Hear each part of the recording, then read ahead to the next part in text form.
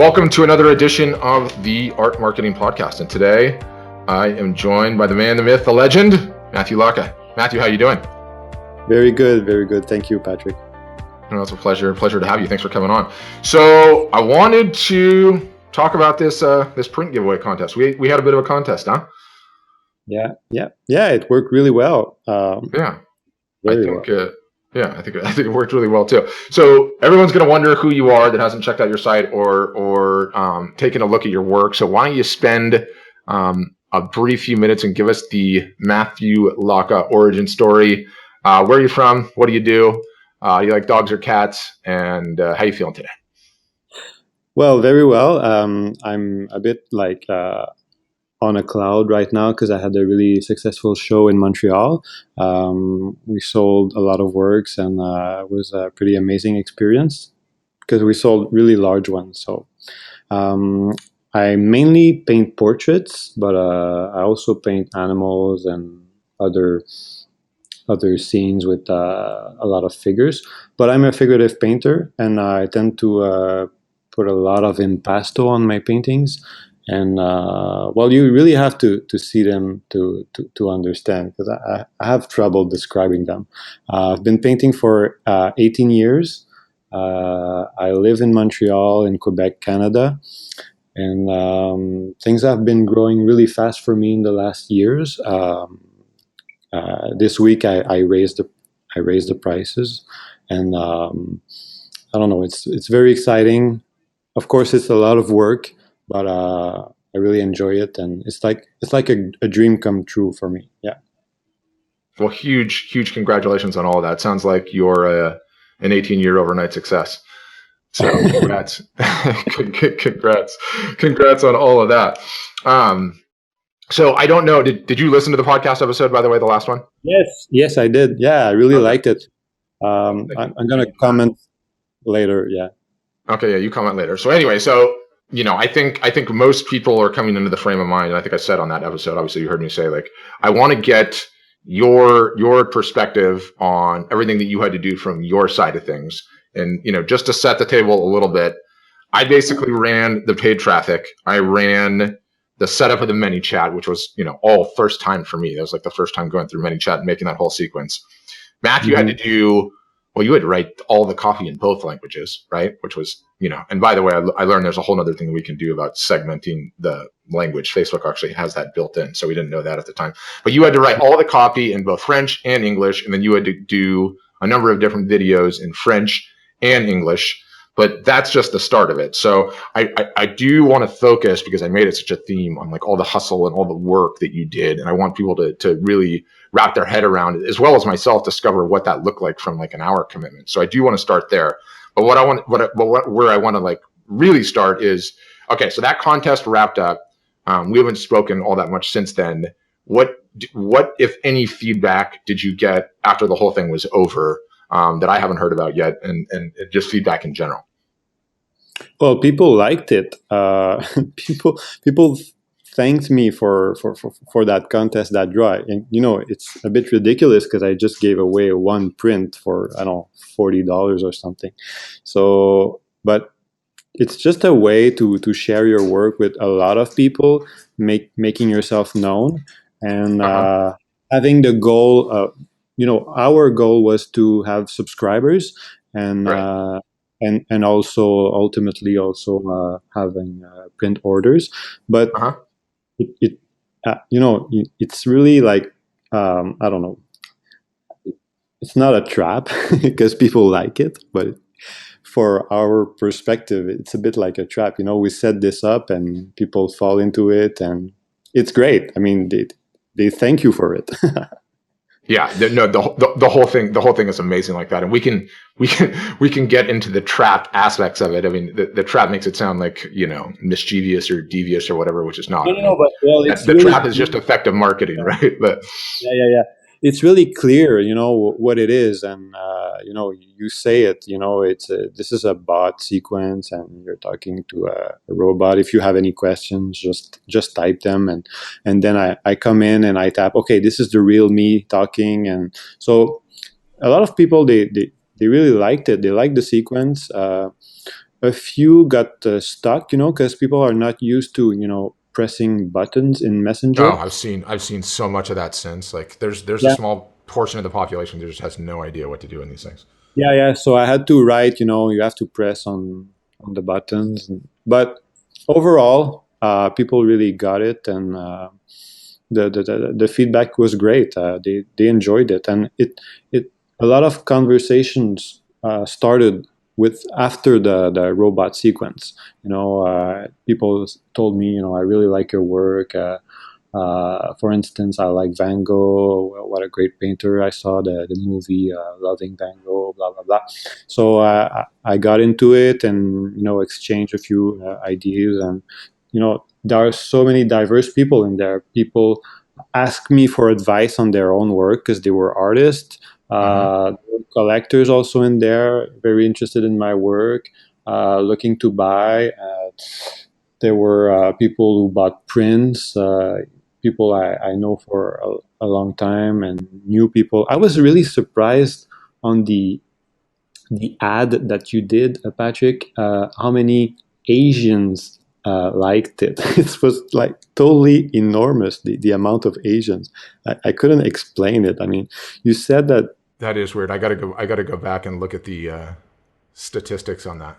yeah, well, it's just a detail. It's not that important, but it surprised me. Yeah, that's an interesting learning. Let me ask you this. So, to go back to something you said earlier, which I think was a big eye opener, and I definitely alluded to this in the previous episode. And I'm getting feedback. I think I'm coming out of your speaker a little bit. Um, I don't know if that's on purpose or what, but the we said early on like we're going for subscriptions, and then I said early on too like, hey, we're really trying to get as many print sales out of this as possible. But it really was those conversations, wasn't it? I mean, that ended up being the biggest win by far. Those Yeah. conversations that you had were insane. Yes, yes. It's when people relate to you because they exchange a few words and few impressions. Hmm. They come to trust you, and I mean, trust is the basis. If you want to sell works, people have to trust you because if they talk to you, it's because they like your work already. But when they talk to you, they exchange. That conversations lead to trust, and this is making warm traffic into burning traffic. Yeah, yeah, and I mean, it was sort of insane too to see the volume. Now, I think that's an important aspect too to touch on too, because I think you know I'm going to be hammering this thing for the foreseeable future. And when I say this thing, messenger bots, specifically the Facebook contest, because I think it's like, I've ranted and raved about it, but I'm not going to stop ranting and raving about it because it's just, I mean, this thing is Christmas morning on how effective it is. Mm-hmm. But I really wanted to frame up and get, directly out of your mouth. So we did this, I can't even remember however many days it was, or 6 or 7 or 8 days. Yeah, And, it was like something like 6 days. Yeah. six days. So I mentioned in the previous episode that you responded to every single solitary comment. I mentioned in the previous episode that you responded to every single solitary chat you had inside of ManyChat. Give me, because I mean, I haven't even asked you since. I'm actually curious.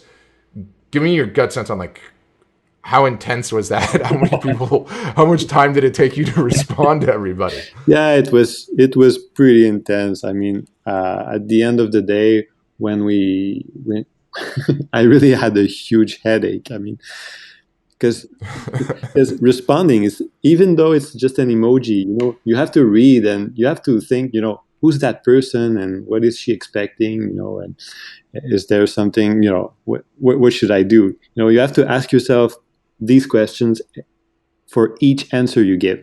So the image you use of speed dating with 400 people is totally accurate. I mean, um, it was Yeah, that really, honestly, that's what it felt yeah, like observing it.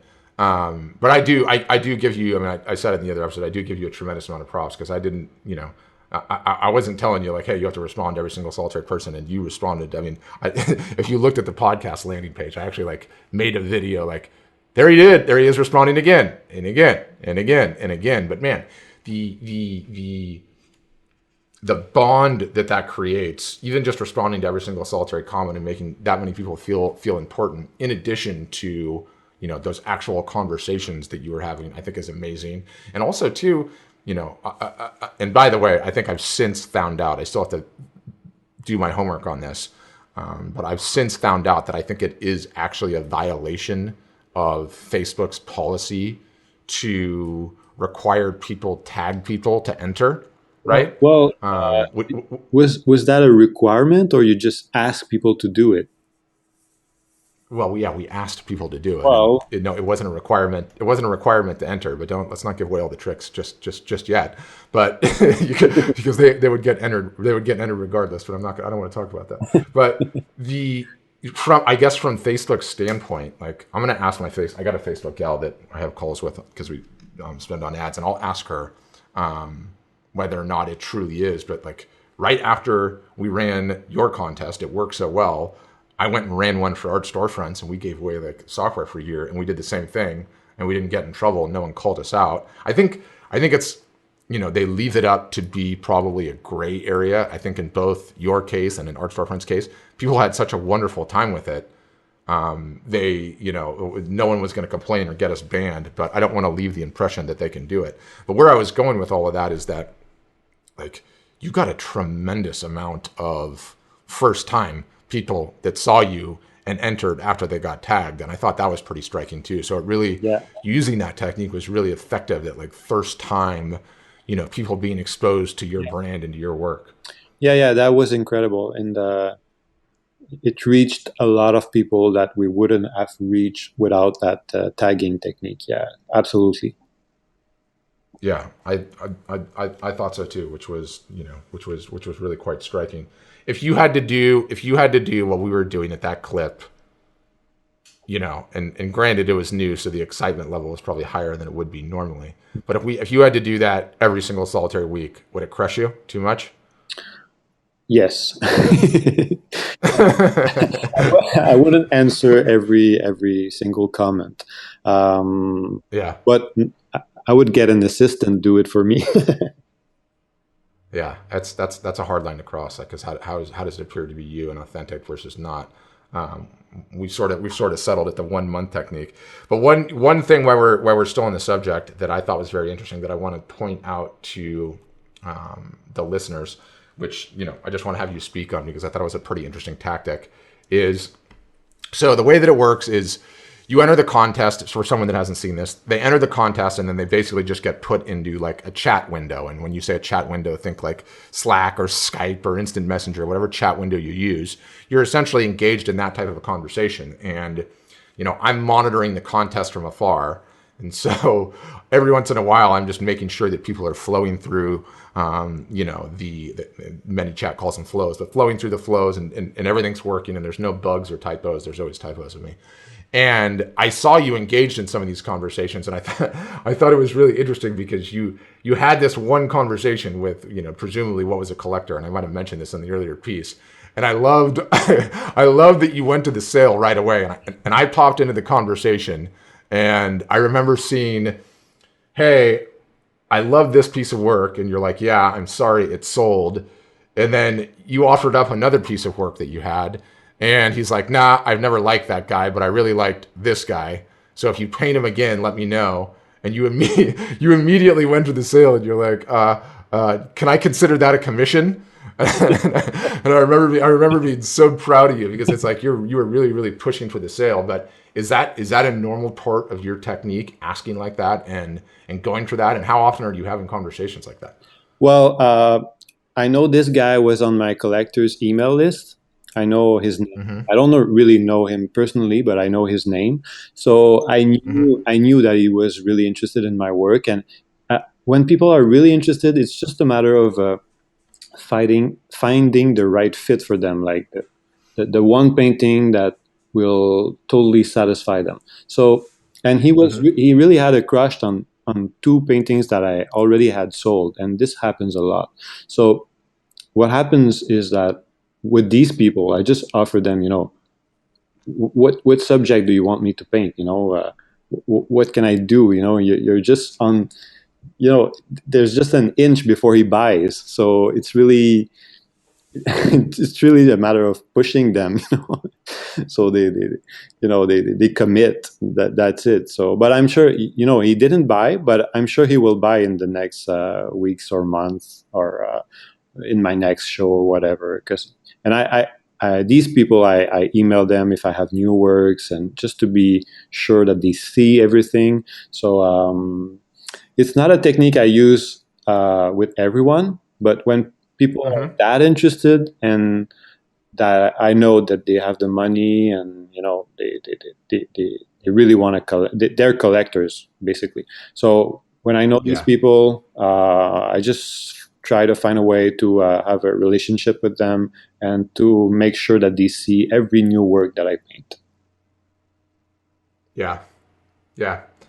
I think that was awesome. And I think, I think the sales portion, let alone the marketing portion, that's hard for a lot of artists, right? Like, in terms of just how it shakes out or how their brains are wired. I mean, I don't even know if it's just like a construct and everybody's bought into it, but it seems to be an area that a lot of them struggle with. So it was interesting to see you in that mode and do that. And I think, Well, I if think that's going to I continue had to any benefit. advice to give to other artists, would be to always keep in mind your interests, but to do it in a casual way. That's my advice. Yeah. I think that's really solid advice. And to that effect, I'm curious because I like how you break down your interest groups, and I think it's a subject I'm interested in delving into more. So it's a little bit of a tangent, but anybody that watched or listened to the first podcast on this, I put links in there that show you links. I didn't talk about this, but I put links that show you the flow, like the mind Mhm. map looking thing that routes everybody through. And what Matthew and I decided to do based on our conversations is he's always thought very seriously about who his collectors are, right? And versus call it just fans. But one area he's not thought very seriously about is the print side of his business, right? And would you Yeah, would you say that's that's the totally truth? true. Yeah. Yeah. Well, for me, And prints were always like it a way to but promote, like giveaways, and my markup was so ridiculously low that it wasn't, something that I thought of would be interesting to sell. It was just a way of promoting myself. But with that ManyChat draw and contest, I got a lot of orders, mhm. and I'm thinking more of considering the prints as a as well. Also, my originals, the price is higher, so prints become more interesting for people who are not able to buy originals. Sorry, to buy originals. So Yeah, and that's where I was going with it. And it's like if you one, it's going to be different for everybody depending on the kind of business they have, right? Like some people are just prints in the sense of like photographers, and some are just originals, and some aren't doing prints at all. And I think like the print, well, for me, the print portion of it is irrelevant, right? What I find fascinating, and by the way, especially for you, I mean, your stock and trade is paint that comes like an inch and a half yeah, off the canvas, right? That's pretty doggone hard. That's pretty doggone hard to duplicate yeah, in it's in a print fashion, right? Like that's a completely different product. But I think what's interesting about it is, I mean, I'm 20 episodes into this podcast. What do I bang on about all damn day on this podcast is how difficult it is to get attention, how difficult it is to create fans and followers. And if you're going to create this attention and all of these fans and followers, and they're going to come to your website, and the cheapest item that you have in your store is like 500 or 750 or $1,000, well, then there's a whole bunch of people that you're yeah, missing out on, right? Like I don't even care if it's a print side of the business, or if you're selling t-shirts or mouse pads or iPhone cases or whatever kind of thing it is. It's less for me about the item as it is about the yeah, price point, right? And so to go back to where this whole thing started, in Matthew's case study, we had a survey after we announced the winner, right? And in terms of the contest, like that is like the most valuable message you could send. Like, here's who won the contest. I mean, talk about 100% open rate. That's the one. That's the highest open rate you get. So it makes a lot of sense to ask some questions. And so we asked some questions, and he was able, through some tags, and you can see the flow. It's in that first episode. I mean, you can actually look at it. We asked whether or not they were interested in prints or originals, and we segmented people out. And so now Matthew's got this list in ManyChat with people that are tagged, and he can, message and speak to the people that like prints differently from the ones that like originals. And it's not to say that there won't be crossover, but I think, one, I think that should become a very interesting part of your business. Two, I want to see you expand it. And I think just going forward, the critical part of having those various different price points, which, by the way, even though you just raised all your prices, well done. But I think having those different price points, and having that diversification it's critical Yeah, for yeah, survival. yeah. Yeah, I totally agree. It's a good move. I just had to raise my markups because, before I found it was a bit ridiculous because I was selling paintings for, let's say, 3,000, and then I was selling prints for, Mm-hmm. $50, and I was doing like 10 or $5 for each print. And just the amount of Yeah. accounting that I had to do for for when I sold prints was enough to discourage me to sell them. But now that the Right. Right. prices That makes a lot are of a sense. bit higher, so it becomes more interesting. And if I can sell a good amount, it will become interesting. Also, the originals being more expensive, probably more people will buy prints because I'm starting to refuse, people who commission me small portraits. They want to pay with installments for a year. That's impossible right now. So all these people will end up buying prints in the future, I think. Yeah, it ends up it ends up becoming like, a beachhead, right?